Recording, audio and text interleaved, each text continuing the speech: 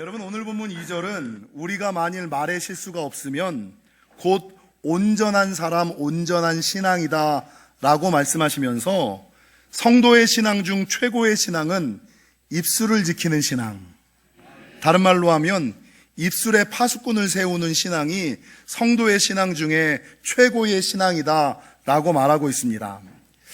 여러분, 왜 그러냐면 오늘 본문 6절, 10절 이하에 보면 우리의 입에서는 축복의 말도 나가고 저주의 말도 나가고 단물도 나가고 쓴물도 나가고 찬송도 나가고 저주도 나가고, 근데 우리의 입에서 어떤 말이 나가느냐에 따라 이 말이 오늘 본문에서 얘기하는 것처럼 우리 인생의 키, 여러분 배 아시죠? 배가 운행할 때 키를 조절하는 것처럼 말이 우리 인생의 키가 되어서 내가 꿈꾸고 소원했던 소원의 항구에 도달할 수 있는가 하면, 여러분 우리의 말이 우리 삶의 키가 아니라 불이 돼버리면 오늘 보면 6절 하반절에 말씀하는 것처럼 우리 삶의 수레바퀴를 불태워버려서, 그러니까 말이 우리 삶의 키가 될 것인가, 말이 우리 삶의 불이 될 것이냐에 따라서 여러분 소원의 항구에 도달하는가, 아니면 수레바퀴가 다 타서 이러지도 못하고 저러지도 못하고 진퇴양난에 빠진, 그냥 매일같이 오래 교회 다니고 많이 교회 다녀도 그냥 신앙의 진보와 하늘의 은혜 없이 주저앉아 살아가는 인생으로 전락하느냐, 이게 여기에서 판가름이 난다라는 것이죠. 여러분, 제가 예전에 교회학교 때 설교를 자주 할 때 뱀과 벌의 공통점과 차이점에 대해서 설교한 적 있어요. 아시죠? 여러분, 뱀은요 물을 마셔요. 그리고 물을 만들고 나서 뭐를 뿜어내죠? 독을 뿜어내죠. 근데 벌은 동일하게 물을 마시는데 무엇을 생산합니까? 꿀을 생산하죠. 여러분, 어떤 사람은 인생을 살다가 만나는 고난과 상처, 아픔이 있어요. 근데 이 고난과 상처, 아픔이 오히려 기도하는 기회가 되어서 내 인생의 디딤돌이 되는 사람이 있는가 하면, 어떤 사람은 인생의 문제에 그냥 걸려 넘어지는 걸림돌이 돼서 평생 땅만 보면서 후회하면서 한탄하면서 한숨 쉬면서 살아가는 인생으로 전락하는 경우가 있다라는 것이죠. 여러분, 제가 말씀을 준비하다가 어떤 분이 블로그를 운영하는데 블로그의 제목이 뭐냐면 아멘 이후가 중요하다. 아멘 이후가 중요하다라는 게 무슨 말일까를 제가 좀 생각을 하다가 시편 141편을 발견하게 됐어요. 여러분, 시편 141편을 한번 찾아보실까요? 시편 141편 구약성경 905면 시편 141편은 다윗의 시, 다윗의 기도를 뜻하는 거예요. 근데 1절과 2절에서 다윗은 여호와여 내가 주를 불렀사오니 속히 내게 오시옵소서, 내가 주께 부르짖을 때에 내 음성에 귀를 기울이소서, 하나님 앞에 뜨겁게 간절히 기도하고 있거든요. 2절에 보면 나의 기도가 주의 앞에 분향함과 같이 되며 나의 손드는 것이 저녁 제사같이, 제사가 현대적인 용어로 뭘 얘기하는 거예요? 다윗은 기도하고 예배하고 있어요. 근데 이 다윗이 그렇게 뜨겁게 기도하고 나서, 그렇게 열렬히 예배하고 나서 끝나는 것이 아니라 기도가 끝난 후에, 예배가 끝난 후에 어떻게 하나님께 간구하고 있냐면 3절 이하를 보세요. 여호와여 내 입에 파수꾼을 세우시고 내 입술의 문을 지키소서. 여러분, 기도하고 예배하고 난 이후에 사도 바울의 간구는 하나님, 내가 기도하고 예배한 것에서만 끝나는 것이 아니라 내 입술의 문, 내 입술의 파수꾼을 좀 세워주옵소서. 더 넘어가서 4절은 입술의 문, 입술의 파수꾼만을 세우는 것이 아니라 내 마음이 악한 일에 기울어 죄악을 행하는 자들과 함께 악을 행하지 말게 하시며 그들의 진수성찬을 먹지 말게 하소서. 하나님, 내 입술에 파수꾼만 세워주지 마시고 내 마음에도 좀 파수꾼을 세워주옵소서. 그래서 기도하고 예배하고 난 이후에 부정적인 말, 못된 말하고 마음에 의심이 가득한 말, 질투가 가득한 말, 가득한 마음 가지고 살아가지 않게 하시고 기도하고 예배한 대로 말하는 인생, 기도하고 예배한 대로 마음을 품으며 살아가는 인생이 되게 해달라고 다윗이 기도하고 있다는 거죠. 여러분, 기도하고 예배하고 난 이것으로 끝나는 것이 아니라 아멘 이후가 중요하다라는 것은 기도하고 예배한 이후에 우리 입술을 지키고 마음을 지키는, 입술의 파수꾼을 세우고 마음의 파수꾼을 세우는 것이 중요하다라는 것을 오늘 말하고 있다는 것이죠. 여러분, 그 사람이 아무리 많이 기도하고 그 사람이 아무리 뜨겁게 예배하는 사람이었다 손 치더라도 거의 대부분의 사람들이 기도 끝나고 나고 예배 끝나고 난 이후에 그놈의 입, 요놈의 조동아리 때문에, 그 입술의 오도방정 때문에 여러분 세상 말로 산통을 깨뜨리는 사람들이 많아요. 기도는 그렇게 뜨겁게 했는데, 예배는 그렇게 열렬히 드렸는데, 입방정 때문에 입술의 파수꾼을 세우지 않았고 마음의 파수꾼을 세우지 않아서 기도하고 예배했던 그 모든 것들이 여러분 오도방정, 산통을 깨뜨리는 경우, 기도한 대로 예배한 대로 응답과 축복이 이어지지 않는 경우들이 너무나 많이 있다는 거예요.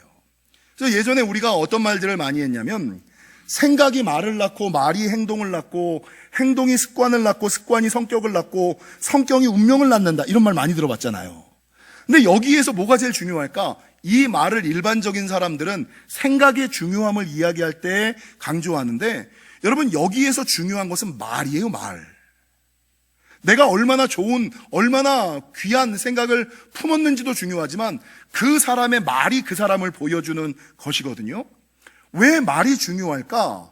여러분, 말은 생각을 컨트롤하는 것이기 때문이에요. 예전에 마틴 루터가 뭐라고 얘기를 했냐면, 새가 우리의 머리 위로 지나가는 것을 막을 방법은 없다. 아시죠? 새가 우리 머리 위로 지나가는 것을 막을 방법은 없어요. 근데 그 새가 우리 머리에 둥지를 틀지 않게끔은 해야 된다. 이게 뭡니까? 우리가 살아가다 보면 우리가 인간인지라 긍정적인 소리도 들리고 부정적인 소리도 들리고 하늘의 소리도 들리고 땅의 소리도 들리고 여러분 나쁜 마음도 들고 좋은 마음도 들고, 이게 눈이 두 개고 귀가 두 개인지라 이것들이 다 들리고 보여요. 근데 그것들을, 그 생각을 품지 않을 수는 없어. 목사도 부정적인 생각, 부정적인 마음, 울화가 막 이런 게 막 가슴 속에 이렇게 욱 하고 올라올 때가 있어. 근데 문제는 여러분, 새가 머리 위로 지나가는 것을 막을 수는 없는데, 그런 부정적인 생각이 나는 것까지는 죄가 아니지만 그 부정적인 생각, 부정적인 것들이 여러분 내 마음과 영혼에 둥지를 트는 거, 견고한 진으로 자리 잡는 것은 언제부터 시작되는지 아세요? 입술로 말하면서부터. 그래서 여러분, 이 말이라는 것이 얼마나 중요하냐면, 어느 대뇌학자가 어떤 결과를 내놨냐면, 뇌세포의 98%는 말의 지배를 받는다. 그러니까 살겠다 싶으면 사는 거예요. 할 수 있다 싶으면 할 수 있는 거예요. 아유, 나는 좋아질 거야 라고 얘기하면 좋아지는 거예요. 뇌세포의 98%는 말의 지배를 받는다. 그래서 예전에 우리가 한참 그 적극적 사고방식이라는 책을 많이 읽었잖아요. 노만 빈센트 필 박사. 이 노만 빈센트 필 박사가 말에는 세 가지 힘이 있다라고 너무나 많이 들었던 예화잖아요. 말이 가지고 있는 세 가지 힘이 뭐예요? 첫 번째, 각인력. 그러니까 말하는 게 내 마음. 그래서 여러분, 말씀을 들을 때도 말씀을 그냥 듣는 것과 아멘. 아멘이 뭐예요? 진실로 그러합니다. 나도 그렇게 되기를 원합니다라는 뜻이잖아요. 근데 목사가 설교하는데 진실로 그러합니다. 나도 그렇게 되기를 원합니다. 이렇게 길게 하면 흐름이 깨지니까 짧게 아멘. 아멘. 나도 동의합니다. 저도 그렇게 되기를 원합니다. 목사님이 선포하시는 축복이 나에게 이루어지기를 원합니다. 이게 아멘이죠. 아멘. 말로 하는 동의예요. 말씀이 언제 심겨요? 아멘 할 때 심기는 거예요. 이게 각인력이에요. 말씀이 언제 심기느냐? 내가 인정하고 동의하고 말로 뱉으면서 따라갈 때 각인력. 말씀이 내 안에, 내 영혼에, 내 인생에 심기는 힘이 각인력이에요. 그리고 말은 각인력만 있는 것이 아니라 견인력을 가지고 있어요. 견인력이라는 것은 여러분 말하는 방향으로 간다라는 것이죠. 좋아질 거야, 나아질 거야, 사라질 거야. 살면 살수록, 믿으면 믿을수록, 다니면 다닐수록 우리 남편 바뀔 거야, 우리 자녀 잘 될 거야, 언젠간 하나님이 역사하실 거야. 말하는 대로 여러분 우리의 인생이 끌려간다는 거죠. 그리고 맨 마지막에 말이 가지고 있는 힘은 성취력. 내가 말한 대로 그대로 이루어지는 힘. 그래서 여러분, 성경에서는 말에는 권세가 있다. 그러니까 입 조심해라, 말 조심해라, 이런 얘기를 많이 하는 거 아니에요. 여러분, 옛말에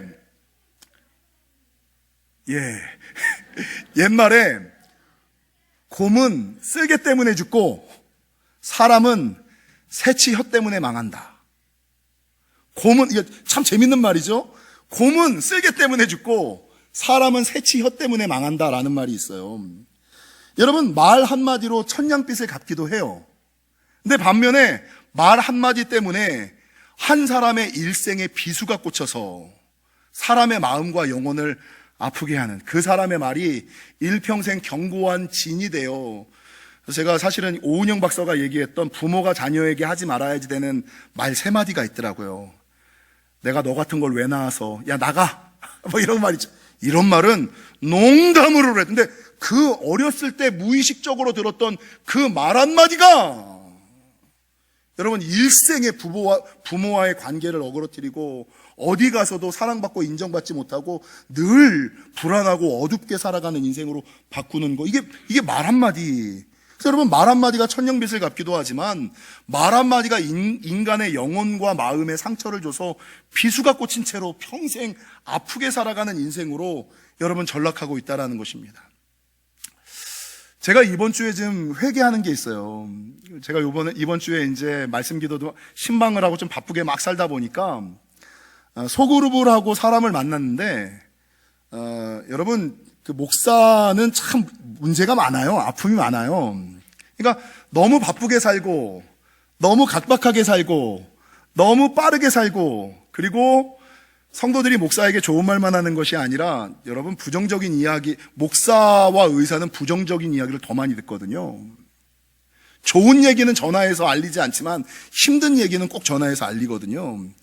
사람들의 배신과 상처, 이런 것들을 내가 너무 많이 경험하다 보니까 나도 모르게 무의식적으로 내 안에서 방어 기제가 발달이 돼서 누군가가 말을 하면 예전 같으면 집사님 그러셨어요. 그럴 수도 있겠네요. 제가 한번 기도해 보겠습니다. 이게 정도환 목사의 대화법이었는데 이번 주에는 집사님 집사님 그거 아니에요. 그렇게 말하면 안 되지. 나도 모르게 말이 곱게 안 나가는 거예요. 고운 말이 안 나가는 거예요. 여러분, 나도 모르게 쏘는 말, 나도 모르게 가시도 친 말을 툭툭 내뱉는데, 제가 처음에는 그냥 그러려니 했는데 두 번째 딱 내뱉고 나니까 내가 은혜가 떨어졌구나. 내가 내 입술을 지키고 있던 파수꾼이 잠깐 휴가를 갔나? 내가 은혜를, 손유긴 집사님 죄송해요. 그 중에 한 명이 저 양반이야. 아니, 좋게 편하게 얘기를 해줘도 되는데, 가시도 친 말, 곱지 않은 말, 쏘는 말을 하고 있는 제 자신을 발견하고, 은혜가 떨어졌다. 은혜가 떨어졌다. 입술에 파수꾼이 놀러 나갔다. 이 생각을 하고 제가 회개하고 용서를 구합니다. 여러분, 사람이 하는 말에는 종류가 참 많지요. 바른 말도 있고, 고운 말도 있고, 거친 말도 있고, 부드러운 말도 있고, 선한 말도 있고, 악한 말도 있고, 더 중요한 것은 앞말, 뒷말, 속말, 겉말, 군말, 막말, 잔말, 참 많죠. 여러분, 중요한 거, 대부분의 사람들은 겉말을 해요. 앞말을 하죠. 앞에서는 좋은 얘기를 해요. 근데 이 겉말하고 앞말하는 사람들이랑은 놀면 안 돼. 성도는 겉말하고 앞말하는 사람이 아니라 여러분, 속말을 하셔요. 마음에 있는 얘기. 근데 사람들은 겉말 하고 나서 뒤로 돌아가서 뒷말 하거든요. 앞말 안 하고 우리 옆 사람이 뒷말하는 사람이 되지 맙시다. 앞말은 조금 해도 돼. 그게 그렇게 나쁘지는 않으니까. 근데 여러분, 뒷말하는 사람들은 성도가 하지 말아요. 빈말은 조금 해도 돼. 근데 여러분, 이상한 말, 이런 말을 하는 사람들이 문제라는 거죠. 고운 말, 선한 말, 부드러운 말은 살리는 말이고요. 거친 말, 틀린 말, 악한 말, 뒷말, 겉말, 군말, 막말, 잔말, 빈말, 이거는 안 해도 좋은 말이고, 여러분, 중요한 것은 바른 말, 맞는 말은 좋은 말일까요? 나쁜 말일까요? 바른 말, 맞는 말. 여러분, 제가 30 중반까지는 바른 말하는 사람이었어요. 제가 담임 목사를 딱 나올 때 제가 존경하는 제 영적 아버지 목사님의 사모님께서 저한테 정 목사님, 나 목사님 목회하는 거 보니까 목사님 되게 바른 사람이라는 거 알겠어. 불의를 못 참는 거 알겠어. 근데 목사님 담임 나가서는 바른 말하는 사람 하지 말고 좋은 말하는 사람 되세요. 이게 사모님의 마지막 저를 향한 교훈이셨어요. 평생 제가 그 말, 여러분 바른 말이 나쁜 말은 아닌데 좋은 말은 아니에요. 맞는 말이 나쁜 말은 아닌데 여러분 좋은 말은 이게 이해가 되시는 저와 여러분이 되시기를. 여러분 뚫린입이라는 단어 아세요? 뚫린입이라고 어디서 이런 말 많이 하죠. 뚫린입이라고 못하는 말이 없네. 뚫린입이라고 막말하네. 여기서 말하는 뚫린 입이 뭔지 아세요? 성경에서 말하는 입술에 파수꾼을 세우는 신앙과는 정반대되는 신앙. 이게 뚫림니 신앙.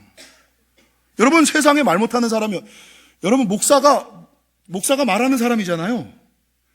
말싸움을 하거나 토론을 하면 제가 지겠어요? 제가 목소리나 작아?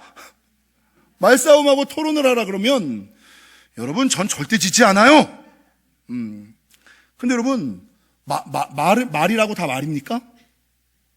말한다고 다 말이 아니잖아요. 그러니까 사람들은 말하는 게 최고인 것처럼 생각하고 배려 없이 생각 없이 그냥 자기 말을 막 하는 거야. 이게 뚫린 입 신앙. 근데 반면에 성경에서는 야, 입 까졌다고, 입이 뚫렸다고 하고 싶은 말, 할 수 있는 말 막 하고 살아가지 말고 입술에 파수꾼을 세우라고. 입술의 문을 지키라고. 네가 입술을 여는 그 순간 내 마음의 상처와 슬픔과 아픔과 사람과의 어그러짐이 입술로 뱉어지는 그 순간 그 문제는 내 인생의 견고한 진이 되어버리고 묶임과 매임으로, 여러분 가상의 문제가 사실의 문제가 언제부터 되느냐? 입술로 뱉으면서 인정하면서부터 여러분 문제가 생긴다는 거예요. 중국의 커뮤니케이션 전문가 장차오라는 사람이 그의 책 마음을 사로잡는 말센스의 비밀이라는 책에서 뭐라고 얘기했냐면, 사람들의 대인관계의 99%는 소통의 문제고, 그러니까 사람과 사람 사이의 문제의 99%는 소통의 문제고, 그 소통의 문제의 대부분은 감정 없는 사실만을 이야기하기 때문이다. 그러니까 바른 말만 하는 거야. 맞는 말만, 여러분 바른 말, 맞는 말이 좋은 말인데 이게 관계와 이거에 전혀 의미가 없는. 여러분 이 말과 관련된 그 글을 쓸 때 인터넷에 떠도는 글이 하나 있어요. 부주의한 말 한마디가 싸움의 불씨가 되고, 잔인한 말 한마디가 증오의 씨를 뿌리고, 무례한 말 한마디가 사랑의 불을 끕니다. 맞죠? 근데 반면에 때에 맞는 말 한마디가 긴장을 풀어주고, 은혜로운 말 한마디가 인생길을 평탄하게 하며, 즐거운 말 한마디가 하루를 빛나게 하고, 사랑의 말 한마디가 축복을 가져옵니다. 여러분, 내가 축복의 언어를 쓰느냐, 저주의 언어를 쓰느냐, 하늘의 언어를 쓰느냐, 땅의 언어를 쓰느냐에 따라서 말이 내 인생의 키가 되는 수가 있고, 말이 내 인생의 불이 될 수도, 내 인생의 수레바퀴를 태워버리는 불이 될 수가 있다라는 것이죠. 그래서 제가 오늘은요, 간단하게 설교를 많이 할 수는 없으니까 성도들이 조심해야지 되는 언어 습관 4가지. 요 4가지는 지키면 그래도 입술에 파수꾼은 좀 세워지지 않을까라고 생각을 해서 4가지만 간단하게 말씀을 드리고자 합니다. 첫 번째, 자기중심적 언어를 쓰지 말고 타인중심적 언어를 쓰십시오. 이게 무슨 말이에요? 따라하세요. 내가 하고 싶은 말 하지 말고 상대방이 듣고 싶은 말 하며 살자. 여러분, 내가 하고 싶은 말 다 하고 사는 것이 아니라 상대방이 듣고 싶어 하는 말. 그래서 일본의 작가 오카다 다카시라는 사람이 어떤 책을 썼냐면, 나는 내가 듣고 싶은 말을 하기로 작정했다. 여러분, 배우 작가네. 나는 네가 듣고 싶어 하는 말을 하기로 했다. 여러분, 자기중심적인 언어가 아닌 타인중심적인 언어로 생각하고 배려하는 언어, 자기중심적인 언어가 아니라 타인중심적인 언어. 하고 싶은 말 하고 살지 마시고 듣고 싶어하는 말 하고 사시는. 두 번째, 부정 언어가 아닌 긍정 언어. 첫 번째는 자기중심적인 언어를 사용하지 말고 타인중심적인 언어를 사용하라 그랬다면, 두 번째는 부정 언어가 아닌 긍정 언어를 좀 사용하시기를 부탁을 드립니다. 성경의 가데스 바네아를 정탐했던 12명의 정탐꾼 가운데 10명의 정탐꾼은 상황과 환경을 보면서 부정적으로 얘기를 하잖아요. 근데 2명, 여호수아와 갈렙은 믿음의 눈을 가지고 긍정의 언어를 이야기하잖아요. 아이, 뭐 맨날 하는 말, 물이 반밖에 없습니까? 반이나 있습니까? 이거 뭐 너무나 뻔한 설교잖아요. 긍정 언어를 사용해라. 예배가 끝나고 나서 맨 마지막에 하는 게 축도예요, 축도. 근데 이 축도가 영어로는 베네딕션. 여러분, 이 베네딕션의 라틴어는 베네딕시오라는 건데, 이 베네딕시오는 합성어 좋게라는 베네와 마라다라는 디크레, 이게 두 가지가 합친 거예요. 그러니까 여러분, 목사가 축복은 뭐합니까? 좋게 말하는 거, 좋은 것만 말하는 거. 목사만 축복할 때 좋게 말하는 것이 아니라 모든 부모가 자녀를 향한 축복권을 가지고 있잖아요. 그러니까 부모가 자녀에게 무슨 말을 해야 돼요? 좋은 말 하는 거, 좋은 말. 축복의 말을 해주는 거. 이게 축복 기도고 이게 축도다. 그래서 부정 언어를 사용하지 말고 긍정 언어를 사용해라. 세 번째, 자기중심적인 언어가 아니라 타인중심적인 언어, 부정 언어가 아닌 긍정 언어를 사용해라. 세 번째는 사실 언어가 아닌 감정 언어를 사용해라. 여러분, 사실 언어라는 것은 사실을 사실대로 표현하는 언어인데, 감정 언어는 사실보다는 감정을 표현해주는 언어예요. 사실 언어는 정보나 지식에서부터 나오는 말로 우리의 머리를 채워줄 수는 있지만 마음을 기쁘게 하지는 못해요. 근데 감정 언어는 마음에서 나오는 말이기 때문에 우리의 마음을 기쁘게도 하고 슬프게도 한. 그러니까 사실 언어. 저를 처음 봤는데, 목사님 살찌신 것 같아요? 알아! 그 누가 몰라? 평생 이러고 살았는데. 아이, 나도 안다고. 사실 언어잖아요. 근데 딱 봤는데, 목사님 좀 부으신 것 같으세요? 무슨 일 있으세요? 부은 게 아니라 원래 살찐 거 알거든. 아유, 나도 살찐 거지 부은 거 아니라는 거 알지만, 살찌라고 사실 얘기하지. 무슨 걱정이 있으세요? 왜 부으셨어요? 잠을 못 주무셨어요? 제가 여러분, 어떤 말이 좋아요? 이게 사실 언어와 감정 언어의 차이예요. 여러분, 미국에 있는 카톨릭 대학교에서 행복한 부부, 100년 해로한 부부를 대상으로 리서치를 했는데, 행복한 부부와 불행한 부부의 차이는 언어의 차이, 소통의 차이다라고 얘기를 해요. 근데 행복한 부부는 감정 언어를 사용해요. 감정 언어라는 것은 무엇이냐면, 여보 미안해, 여보 고마워, 이런 걸 되게 잘하는 거죠. 여보 멋져, 당신 이뻐, 이런 것들. 여자들 남편들한테, 여러분 남편을 감동시키는 최고의 단어가 뭔지 아세요? 나는 당신 존경해. 이 얘기 누가 그랬어? 누가 막 오그라들어. 여러분, 나는 당신, 말에는 견인력이 있고 각인력이 있고 견인력이 있고 성취력이 있어요. 내가 당신을 존경한다라고 얘기하면 이 사람은 존경받을 일을 해요. 그 존경이 성취가 되는 거예요. 여러분, 아내를 향해는 뭐라 그래요? 여보 나 당신 사랑해. 이게 감정 언어. 사실은 아니라는 거 우리 알잖아. 사실은 아니라는 거 알잖아요. 근데도 그 감정 언어가 사람의 마음을, 영혼을 만지고 이 말이 그 사람으로 하여금 각인력, 견인력, 성취력을 가지고 와서 그 사람을 그렇게 만든다고요. 근데 사실 언어는 뭐예요? 당신에게 해준 게 뭐가 있어? 내가 너랑 결혼해서 이렇게 되는 게 하나도 없다니까? 여러분, 맞지? 근데 그걸 꼭 말해야 되나? 그럼 여러분, 그다음부터는 더 안 하는 거예요. 그래서 많은 이게 예전에 김창옥 교수가 무슨 방송에 나와서 이렇게 얘기를 하더만요. 여자들이 하는 단어 표현 가운데, 나는 솔직해라, 빈말 못해. 그 내가 있는 그대로 얘기하는데 나는 너무 솔직하기 때문에 이런 얘기를 하는 거야. 듣고 알아서 들어 이러면서 하는 말, 다 나쁜 말이에요. 다 사실 언어잖아요. 내가 부족하다는 거, 내가 모자라다는 거 모르는 사람이 어디 있어요. 다 알지. 근데 사실은 아픈 법이거든요. 사실은 그 사람을 바꾸질 못해요. 뭐가 그 사람을 바꿉니까? 그 사람에게 감동을 주는 감정 언어, 말의 힘을 믿고 그 말의 힘을 믿고 자녀를 위하여, 배우자를 위하여 해주는 그 말, 여러분 그 말이 그 사람을 바꾼다고요. 사람들이 실수하는 거 사실이잖아. 사실인 거 누가 몰라요? 사실을 이야기하지 말고 감정 언어를 사용하시는. 마지막 네 번째, 여러분 말하기보다 듣기를 많이 하시는 저와 여러분이 되시기를. 참다운 리더는 말하는 사람이 아니에요. 듣는 사람이지. 하나님께서 우리에게 눈을 두 개 주시고 귀를 두 개 주셨지만 입을 하나 주신 이유는 뭐예요? 듣기는 많이 듣고 말은 적게 하라고. 듣는 거를 말하는 것보다 2배 많이 하라고. 참다운 리더는 내가 말하는 사람이 아니라 사람들의 이야기를 들어주는 사람. 제 일생에 저에게 영향을 줬던 책이 여러 권 있어요. 뭐 지난주 제가 어린 왕자 얘기했죠. 어린 왕자도 있고 갈매기의 꿈도 있고. 근데 그 중에 한 권이 뭐냐면 예전에 미하일 엔데이의 모모라는 책이 있어요. 읽어보셨어요? 미하일 엔데이의 모모. 옛날에 전용록이 모모는 철부지 모모는 무지개. 모르죠?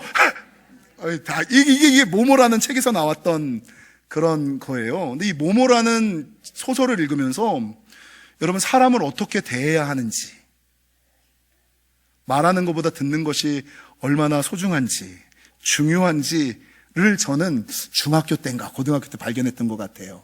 사랑하는 성도 여러분, 사람들은 누구나 2가지의 말을 키워요. 한 가지 말은 살리는 말, 2번째 말은 죽이는 말.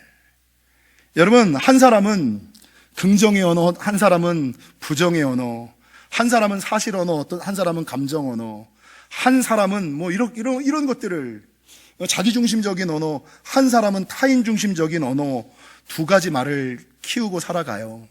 근데 내가 어떤 말을 쏟아내느냐에 따라서 그 말이 내 인생의 키가 되어 소원의 항구로 인도하여 주는지, 아니면 내 인생의 불이 되어 내 인생의 수레바퀴를 불태우는지는 누구에게 달려 있어요? 나에게 달려 있음을 기억하시고, 이제는 죽이는 말이 아니라 살리는 말, 저주의 말이 아니라 축복의 말, 땅의 말이 아니라 하늘의 말, 과거의 말이 아니라 미래의 말하고 살아가시는 저와 여러분이 되시기를 주님의 이름으로 간절히 축원합니다.